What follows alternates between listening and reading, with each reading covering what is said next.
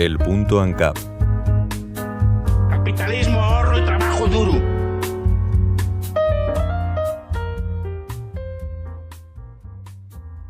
Con el fiscal general del Estado procesado por revelación de secretos, España abre un nuevo capítulo de decadencia.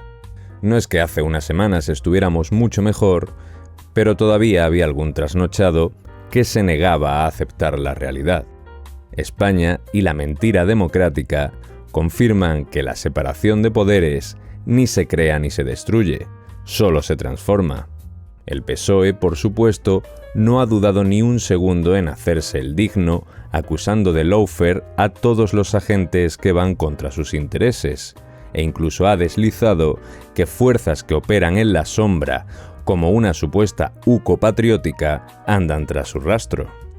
El gobierno de Pedro Sánchez se encomienda a la verdad, una verdad que evidentemente puede ser solo la de su propio relato. Un gobierno que es inmune a la hemeroteca y que acusa de desinformación a todo aquel que ose destapar sus vergüenzas. Pero basta con repasar los titulares e informaciones que tanto desde Moncloa como desde sus lupanares mediáticos se han arrojado a la opinión pública para observar que es el propio gobierno quien no ha tenido reparo alguno en utilizar el bulo y la desinformación como herramientas narrativas. Años mintiendo como deporte, manipulando noticias y creando narrativas de forma tan torticera hacen todavía más evidente la desvergüenza de aquellos que nos gobiernan en nombre de la verdad.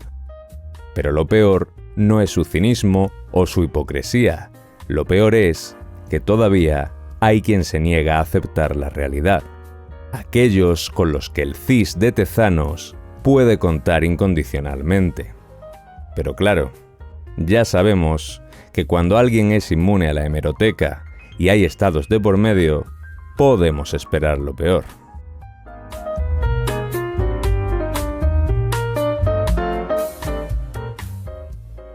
Se antoja complicado no usar PSOE y mentira en una misma frase. Los bulos y piruetas narrativas lanzados a lo largo de los años han sido una constante de este gobierno. Aunque podríamos pensar que esto es una falla de un partido político concreto, lo cierto es que la mentira, el bulo y el tirabuzón mediático son herramientas utilizadas popularmente por los estados. La manipulación organizada, la propaganda vestida de noticia y la orquesta de opinadores en bucle son solo la materialización de lo que el Estado usa para legitimarse en el poder. En lo que sí que podemos estar de acuerdo es en la falta de elegancia que el PSOE tiene al usar estas herramientas. Atrás quedaron los tiempos en los que el partido gobernante de turno trataba con más mimo la propaganda con la que regaba a los medios. Pero es que lo que el PSOE ha conseguido es una genialidad manipulativa. No solo ha conseguido una distracción constante de sus infames prácticas mediante un chorreo constante de escándalos, sino además la inmunidad que ha llegado por la propia pasividad de una población que prefiere tumbarse bajo el árbol a adentrarse más en el bosque, pues los horrores que se encuentren allí dentro no deben ser ciertos, porque un escándalo es creíble, pero 100 ya se antojan inverosímiles. Debe ser el lawfare que no cansa en su empeño por destronar al democrático y legítimo gobierno. Y por si acaso hay dudas, no se preocupe, que Silvia Inchaurrondo, Javier Ruiz o Jesús Cintora están ahí para hacer un par de chistes sobre la surrealista situación del enésimo escándalo del PSOE.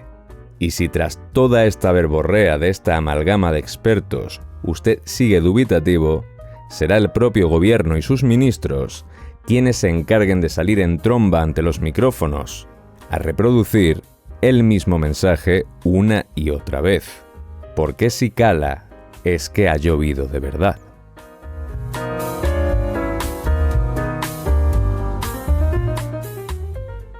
Si la mentira es el precio del poder, este gobierno tiene suscripción premium, y esa suscripción la pagamos todos.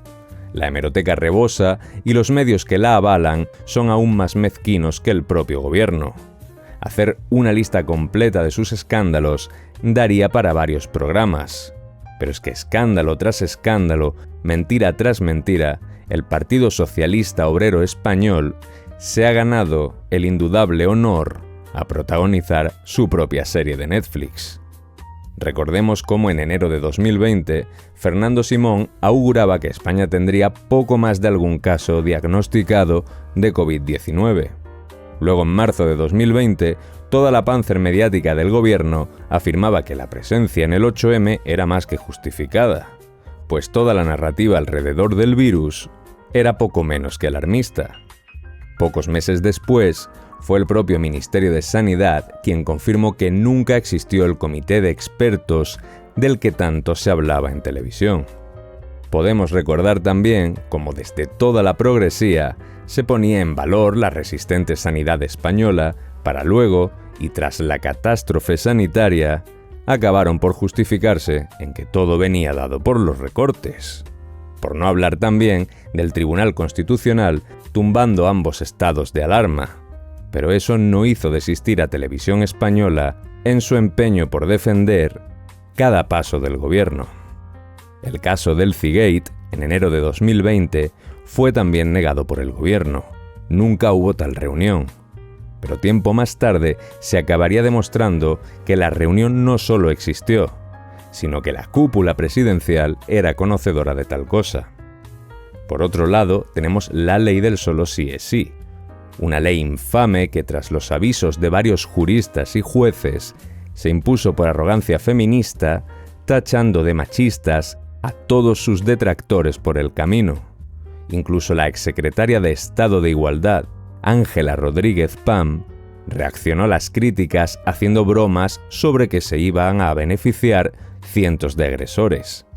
Actualmente, el número de agresores que han visto reducida su condena asciende a más de 1.200 y al menos 126 excarcelaciones. No podemos olvidar tampoco el caso Begoña Gómez.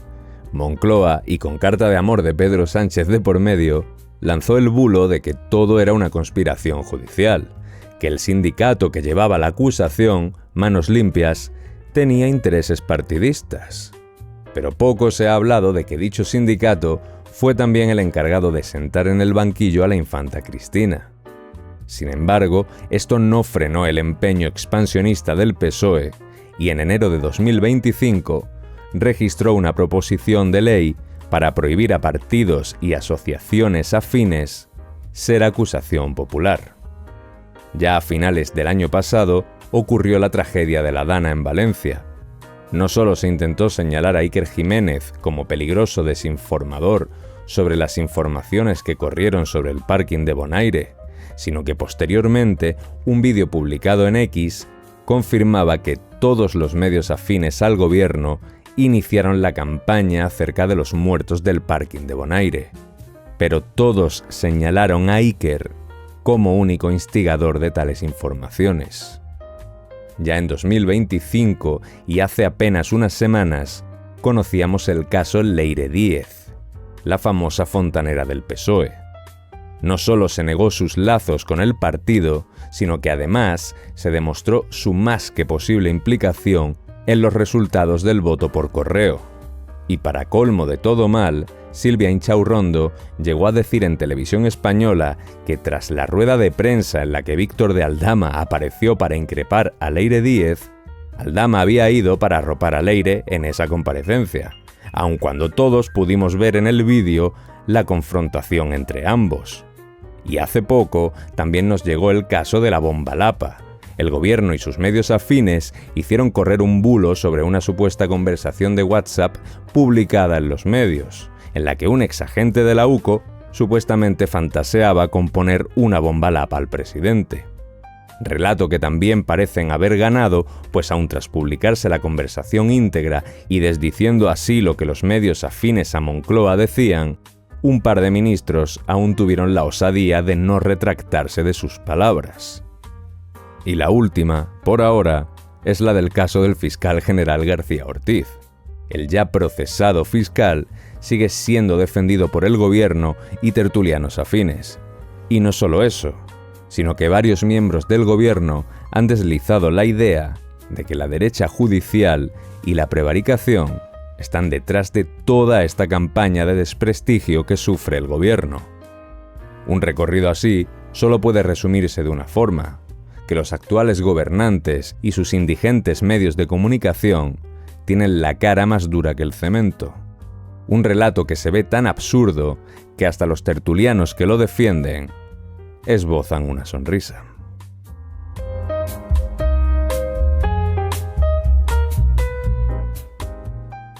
La espiral de bulos y escándalos parece no acabar. Realmente pocos se atreven a predecir lo que ocurrirá con este gobierno. Lo que sí que podemos apresurarnos a decir es que cuando el Estado comete todo tipo de infamias legislativas y mediáticas para salvaguardar su posición, los encargados de fiscalizar todo esto son los propios ciudadanos. No se pide un cambio ideológico completo, aunque sería recomendable. Lo que se pide es una población que, más allá de sus ideas y opiniones, sea capaz de señalar a un poder que cada vez más la toma por imbécil. Y esto no es el problema, es la solución. Un saludo y les esperamos aquí, en el Punto ANCAP.